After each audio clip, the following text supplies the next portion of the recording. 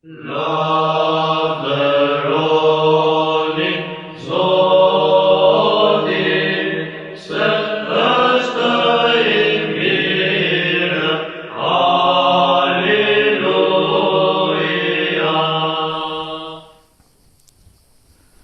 Tema që do të mbajmë sot është dielli do t'i torturojë njerëzit me rrezet e tij. Sipas lajmeve, pjesa më e madhe e Evropës perëndimore ka ditë që po përballet me një val të fortë të nxehti pranveror,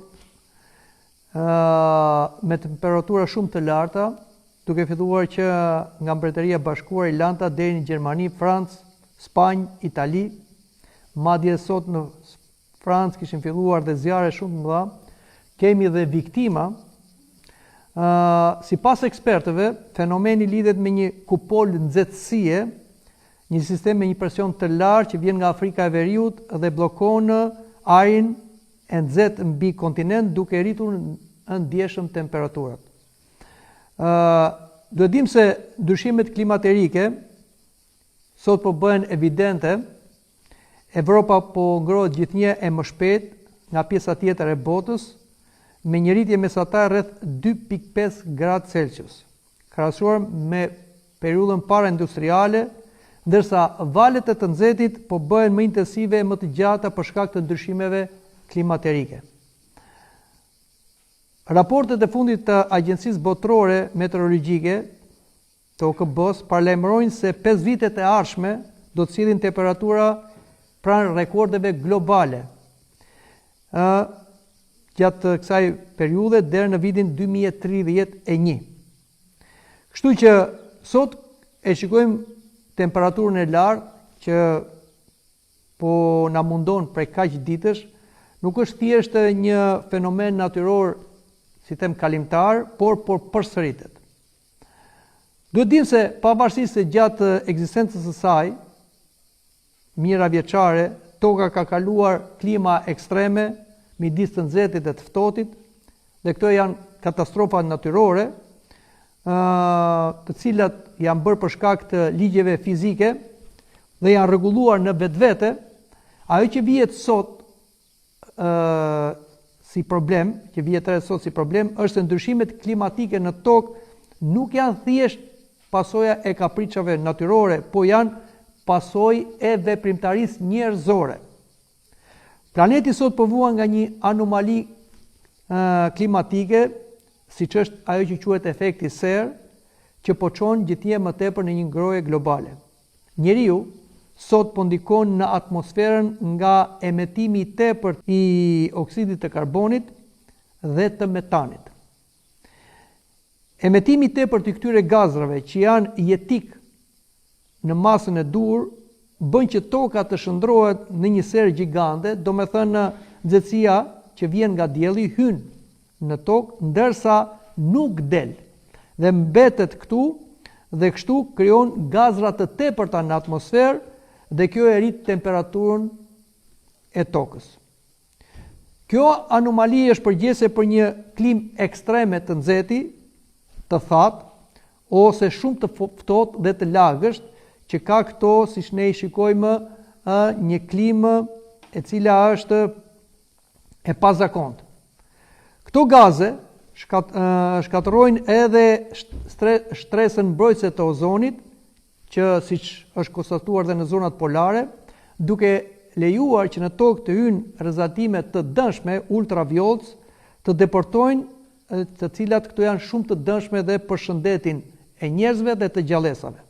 Prandaj edhe shikojmë sot që nuk e durojmë dot diellin, pra dielli është bërë i padurueshëm sepse nuk ka filtr mbrojtës toka, siç është kjo ajo shtresa e ozonit. Për shkak të këtyre gazrave, ajo është holluar, është çarë në disa vende dhe kështu po bëhet një problem serioz për botën. Ngrohja globale, pra, nga emetimi pa kriteri gazeve nuk është sot më një mit, një sajes, po një realitet i ndjeshëm, i prekshëm nga të gjithë. Temperaturat e larta, sidomos gjatë periudhës së verës dhe në këtë verë, që siç dhe po e shikojmë, po krijojnë vështirësi në një jetë normale, po krijojnë viktima, po ashtu krijojnë zjarre. Këto janë bërë sot probleme shumë serioze për jetën njerëzore, për faunën e tokës.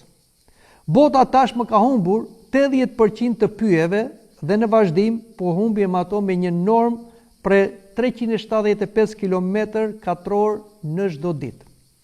Çdo orë në 1692 hektar tokë thahet dhe bëhet shkretë të tjerë.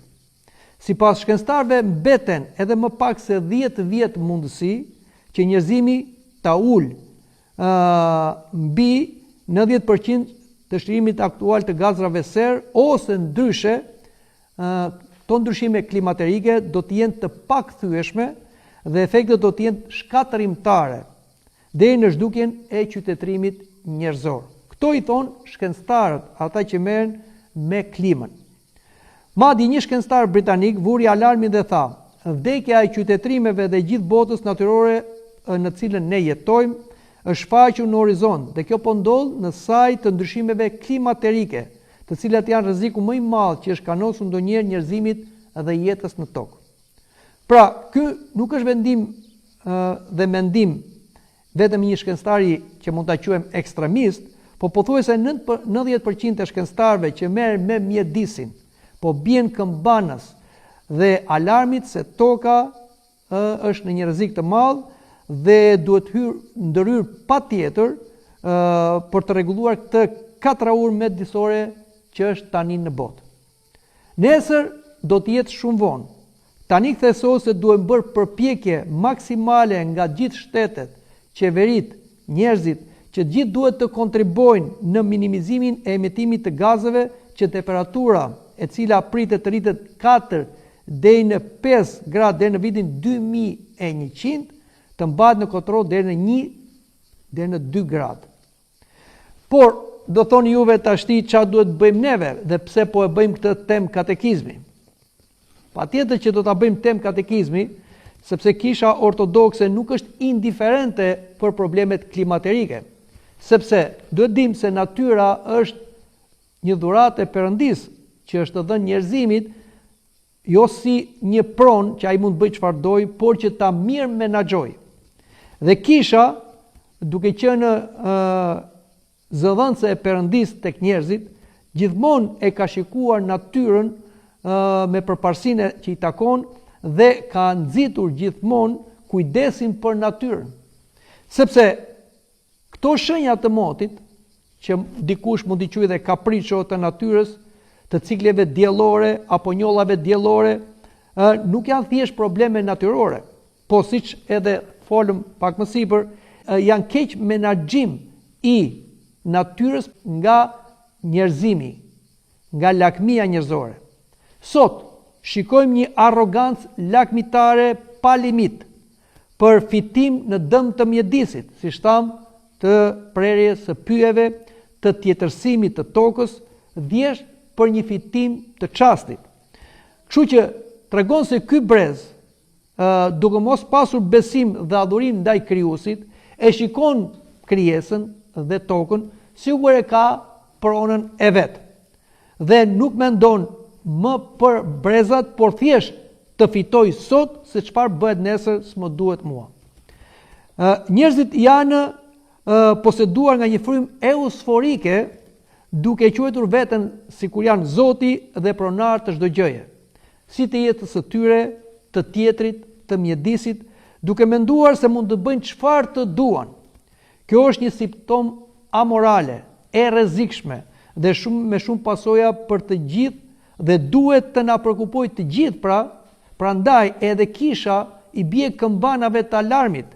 Kujdes me lakmin që dëmton jo vetëm jetën e një individi, të një familje ose të një populli, po dëmton jetën e gjithë njerëzimit. Diagnoza dhe terapia e këtij problemi global dhe jetik është një diagnozë që e ka përcaktuar Sinodi i Shenjtë dhe i Madh që u mblodh në Kret në vitin 2016, Sinodi i Kishës Ortodokse, dhe shikoni se si e ka përcaktuar. Kriza e sotme ekologjike është e qartë se ka shkaqe shpirtërore dhe morale, rënjët e saj lidhen me lakmin, pangopsin dhe egoizmin natyror dhe rëndimi i atmosferës me ndotje të dëmshme të ndryshimit klimatik. Përballimi i krishteri problemit kërkon pendim për shpërdorimet, vetëpërmbajtje dhe moral asketik, që janë antidot ndaj hiperkonsumizmit dhe njëkohësisht kultivojnë tek njeriu që është kujdestar dhe jo pronar i krijesës. Pra, këtë tha sinodi i madh që u mblodh në Kret si një përcaktim, si një diagnozë e kësaj të keqe klimaterike që tham nuk është një kapriço e natyrës, por është një problem moral i këtij njerëzimi të pabes. Por fatkeqësisht, sipas profecive të Shkrimit të Shenjtë, po ashtu që e thonë dhe çdo religjion fetar, ne po shkojmë me dhimbje drejt dekadencës dhe jo drejt progresit, sepse njerëzimi nuk do bëhet më i mirë. Njerëzimi gjithnjë do bëhet më i keq. Dhe këtë të keqe njerëzimi do ta shfaqi edhe tek natyra, siç e shikojmë sot që nuk ka dashuri dhe përkujdese për natyrën. Duke filluar që tek ajo mbarvajtja e ambientit rrethëqark, ambientit social, publik, pastaj duke filluar tek pyjet, duke filluar tek detet, duke filluar tek lumejt, duke filluar te ajri, çdo gjë ne e dëmtojmë. Thjesht, siç thash, për një fitim të çastit. Por Bibla na flet për plagët e ndëshkimit që do të marrë njerëzimi i kohës së fundit, i cili do të ketë vese amorale, por që do jetë edhe armiqësor me natyrën. Shikoni çfarë na thuhet tek letra e Apostullit Pavlit drejtuar Timotheut, se si njerëzimi do të do të degradojë deri në atë mas ku do ta humbi atë karakterin e tij si njeri. Dhe dije këtë se në kohën e fundit do të vi kohë të vështira, sepse njerëzit do të jenë egoist, lakmush, parash, burravec, krenar, blasfemus, të pabindur ndaj prindërve, mos minjohës, të paull, të padhëmshur, të papajtushëm, shpifës, të papërmbajtur, mizor, që se duan të mirën, tradhtar, kokëshkret, fodull, dëfrimdashës, më fort se perëndidashës, të perëndishëm në dukje, por mos të fuqisë së saj. Këta janë njerëzit e kohës së fundit, por fatkeqësisht këta njerëz po i shikojmë tani. Dhe ndoshta ne jemi shumë afër kohës së fundit, sepse njerëzimi, ashtu siç e ka profetizuar dhe Apostulli Pavli, po i ka këto vese. Një nga plagët apokaliptike që do të jetë shenjat e fundit të botës, do të jetë djegja nga temperaturat e larta, ashtu si thuhet dhe tek zbulesa. Shikoni çfarë thuhet tek zbulesa kapitulli 16 vargu 8 deri në vargun 9.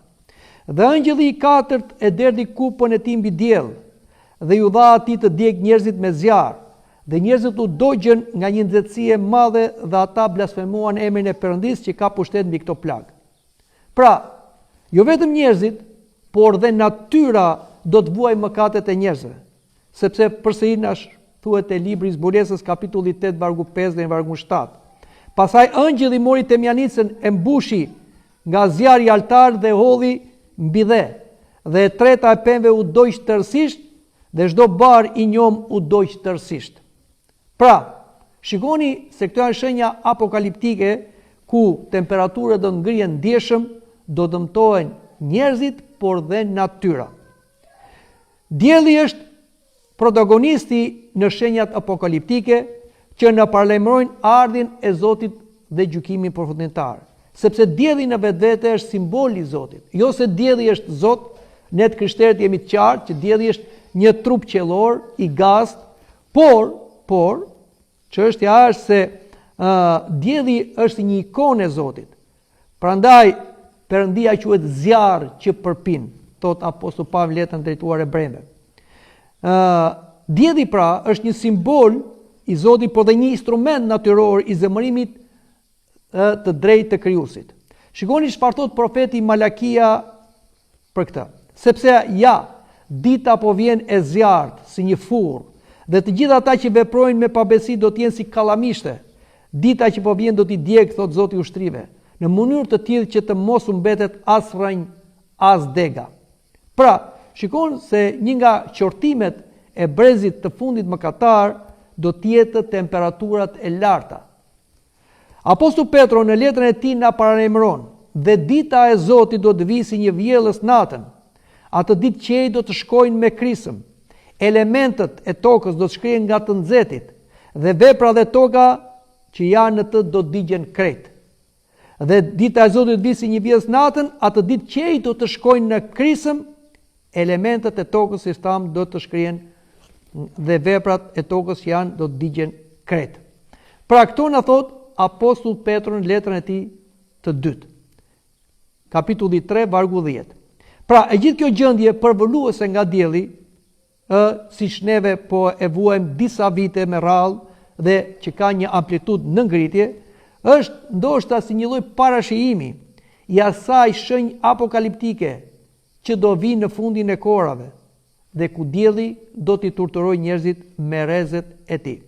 Por duhet dim dhe një gjë, që Zoti e lejon natyrën për dy mënyra. E para që t'i shërbejë njeriu, e dyta natyra është një pedagogji për njeriu. Që do thotë, Zoti e përdor natyrën t'i flasë njerëzimit. Ku njeriu i bindet vullnetit hyjnor, jeton sipas porosive, virtuteve, do Zotin, do të afërmin, natyra është dashamirëse me njeriu. Natyra bekohet dhe i dhuron njeriu të mira materiale dhe qetësi, paqe dhe mbrojtje. Por, kur njerëzimi ngrihet kundër Zotit, kundër krijuesit, kundër njëri tjetrit, po dhe kundër natyrës, natyra i ngrihet njeriu. Sepse natyra është për bekim, por dhe një lloj mallkimi. Prandaj vijnë katastrofat natyrore, tërmetet, përmbytjet, të nxehtit dhe gjithçka që e dëmton jetën njerëzore dhe tregon njeriu sa i vogël është, sa i pafuqishëm është, që ta përul njeriu dhe njeriu të kuptoj se duhet i largohet mëkatit, duhet të pranojë vullnetin hyjnor dhe jo të mburret sikur ai është Zot, që në të vërtetë është një hiç. Sipas krishterimit ortodoks, ferri, sepse kjo e nxehtë e madhe po na jep dhe ndoshta një ikon të ferrit, sepse shumë njerëz sot nuk e besojnë se ekziston ferri. E krijojnë ose e besojnë ferrin si një mit të krijuar nga klerikët ose nga kisha për të friksuar njerëzit. Por ferri ekziston. Dhe këtë e shikojmë edhe në natyrë. Pra, një i nxehtë i tepërt, një zjarr thonë që i ngjan ferrit, si thuhet, këtu që nga si ferri. Por ferri u krijua për djallën dhe për demonët, ose më mirë ata pra e ja krijuan vetes kur rebeluan kundër Zotit dhe ranë në kaos, në dënim. Po në qoftë se njerëzit, të cilët duke mëkatuar, bëhen njësh me djallin dhe demonët dhe nuk pendohen, atëre edhe ata shkojnë në ferr që u bë gati për djallin dhe për demonët. Sepse duke u rebeluar dhe duke bërë veprat si që janë kuroshkelja, kurvëria, ndyrësia, shturja, idhujtaria, magjia, armisia, grindje, xhelozit, mërit, zënkat, përçarje, tarafet, smira, vrasje të deurit, grykësia dhe gjërat e ngjashme këto, që quhen edhe veprat e mishit, i përcakton Apostulli Pavli në letrën e drejtuar Galatasve, kapitulli 5 vargu 19 deri vargu 21. Të gjitha këto mëkate patjetër kërkojnë ndëshkimin e ferrit, sepse jo vetëm i bëjnë këto mëkate njerëzit, por dhe justifikojnë dhe i ligjerojnë, dhe bëjnë mëkate të gjithë shoqërisë. Kështu që omniprezenca e Perëndis ose kundododhja e Perëndis, që është në të gjithë, atëre patjetër sjell dhe ndëshkim tek njerëzit dhe tek habitati i tyre. Kështu që ata e ndjejnë edhe nga natyra dhe parashijojnë ndëshkimin e ferrit. Krishti quhet dielli i drejtësisë, na thot profeti Malakia. Dhe ky dielli i drejtësisë patjetër që qorton, por dhe dënon, sepse Zoti është i drejtë. Profeti Daniel që nga shekulli i 4 para Krishtit na thot, një lumë zjarri rrite, duke dalë nga prania e tij. Gjykimi u bë dhe librat u hapën. Pra është Danieli kapitulli 7 vargu 10. Sipas shenjtorëve, ky është zjarri i dashurisë së Perëndisë, sepse Perëndia ynë është një zjarr që të përpin, thot apostulli Pavli, që banon në dritë të paafrueshme. Pra, Perëndia është zjarr, por zjarri i Perëndisë vepron në dy mënyra. Për ata që duan Perëndin dhe krijimin, zjarri që të përpin i Perëndisë do të jetë një lumturi e ndritshme, kënaqësi e parrëfyer, siç është drita dhe ngrohtësia e diellit të mirë. Kurse ata që nuk e duan Perëndin dhe urrejnat dhe krijimin, i njëjti zjarr që të përpin do të jetë shkak i qarjes, kërcëllitjes dhëmbës, torturave, siç është dhe djegja nga dielli. Prandaj, duke parë këto temperatura të larta që poriten nga viti në vit, që sipas shkencëtarëve janë serioze dhe nëse të vazhdojmë me këtë ritëm, bota rrezikon vetëm nga temperaturat e diellit ekzistencën e saj, atëherë neve duhet të qëndrojmë pak, sepse nuk do të themi se do kaloj vapa dhe do vi fresku, ose do shkoj në vende bregdetare ose vende malore dhe do gjej qetësi. Jo, sepse gjërat janë të lidhura zinxhir. Mbas vapës fillojnë zjarret, mbas zjarret fillojnë shkatrimet. Madje, siç thash, kjo vap ka fatkeqësisht ka dhënë shumë viktima, mbi 1000 viktima që janë, si them, ose kanë vdekur nga temperaturat e larta. Prandaj, gjërat janë serioze dhe duhet të mendojmë paksa. Tham që natyra përdoret si një mënyrë pedagogjike nga Zoti.